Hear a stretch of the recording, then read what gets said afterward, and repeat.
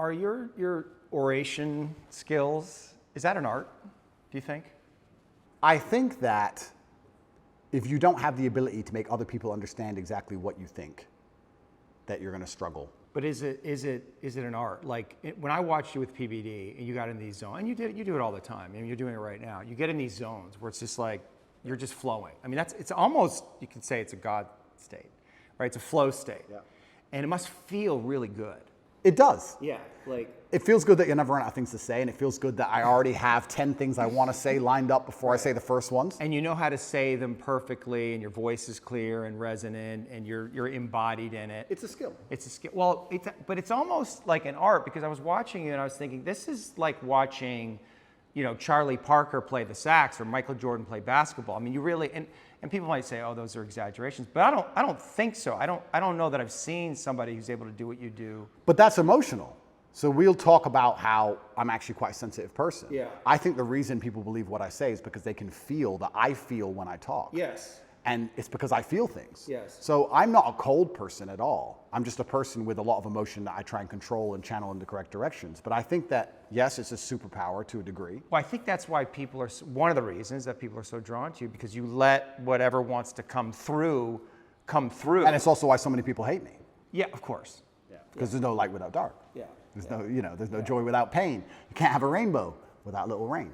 That's how it goes. Mm-hmm. So I think that it's definitely a superpower for life. It's something I'd encourage every man to learn how to do. Yeah. It's certainly something worth practicing. It's the reason I don't learn another language, because I haven't mastered English yet. Right. So I refuse to learn another language. Yeah. I can't imagine me and my personality and Andrew Tate stuttering in Spanish. Mm-hmm. It'd just be like, what is this garbage? Yeah. Yeah. So I don't have time. Yeah. So I will only speak English for the rest of my human years. That's it, because I have not learned every word in the dictionary yet. Yeah.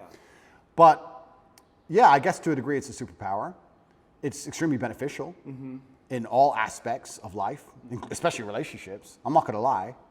I don't argue with women very often, because any woman who respects me and listens to me, I can very quickly and compendiously explain exactly why I'm correct. It's maybe the most powerful skill.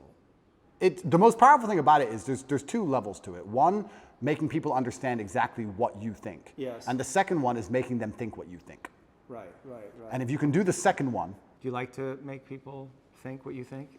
Because you have a lot of influence. Yeah.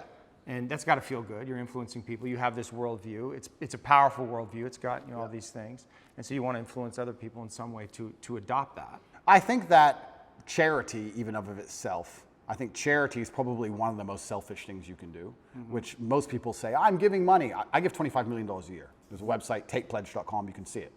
And I feed children all across war-torn countries, mainly in the Islamic world and in Africa. Am I doing that for the children? Yes. But I also feel great. I feel good for doing that. Of course. Yeah. So it's not a selfless act. No, nothing selfless. Nothing selfless. And it shouldn't be. And it shouldn't be, that's right. So when I'm helping all these people out here, I'm not doing it because I'm some philanthropist. I feel good helping people, and people sending me emails saying, you changed my life. I feel good about it. I'm not going to sit here and pretend I'm just Mr. Philanthropist and I just care about the world. No, I like helping people because I feel good about doing it. It makes me feel good inside, which is why I do it.